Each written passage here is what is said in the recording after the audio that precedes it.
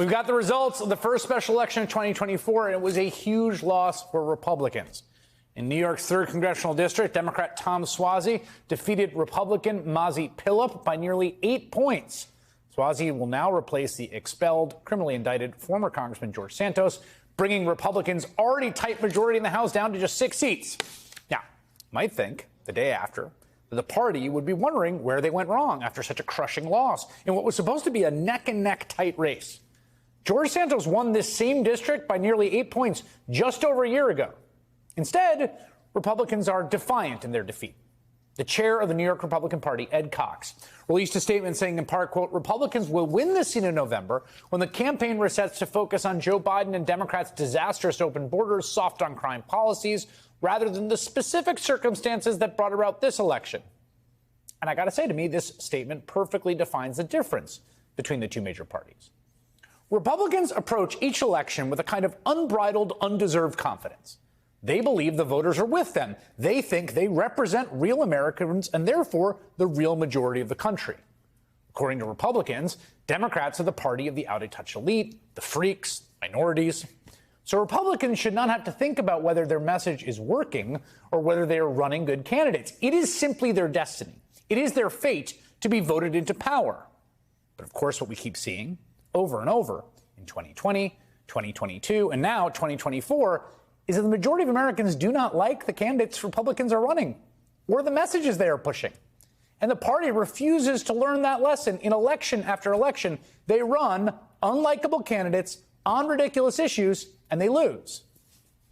Mazi Pilip was a soldier who fought terrorism, who supports stronger borders and lower taxes. Tom Suozzi opened the border. Tom Suozzi funding the sanctuary city. We will wage a war on the woke. We will never, ever surrender to the woke mob.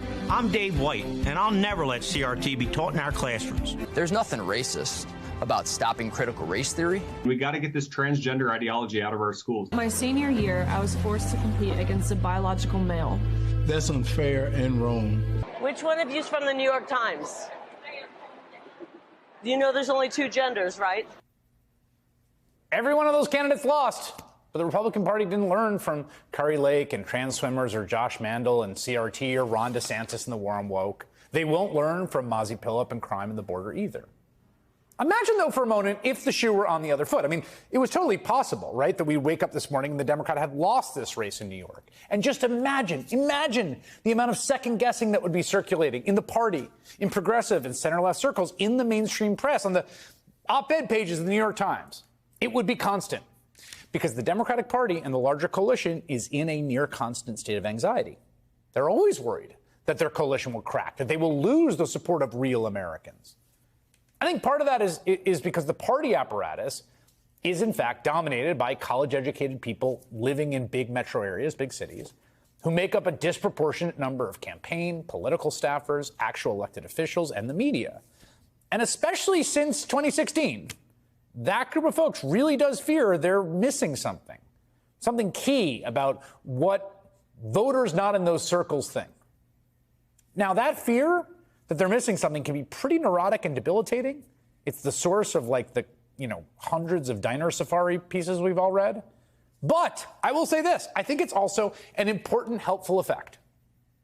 The whole point of politics and elections is to win the support of a majority of people. So if you're always worried about losing them, you have to really engage with what the voters think and feel, how to reach them. It does, I think, keep the Democratic Party tethered to reality, while Republicans increasingly are just about the opposite of that. They are so convinced of their own virtue, they've completely lost sight of the fact that on a lot of topics, they're the ones that actually sound like freaks and weirdos. They are so certain they are the real Americans, they cannot see how far they are from them. Here's a perfect example. About how lost Republicans are. The conservative uproar about Taylor Swift and Travis Kelce.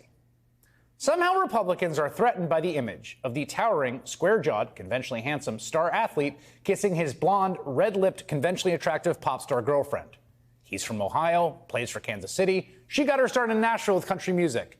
She's Miss Americana and he's the heart-baked prince. It's like a 1950s James Dean daydream. They are quintessentially middle America, conservative coded as it gets. And Republicans have so alienated themselves from actual middle America that this is a threat to them now. They can't hear it, though. They cannot learn from it.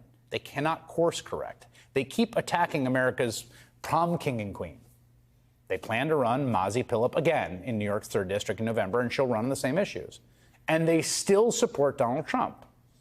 Because when you believe that you never have to listen to what the voters are telling you, you can pretend that you won an election that you lost by 7 million votes.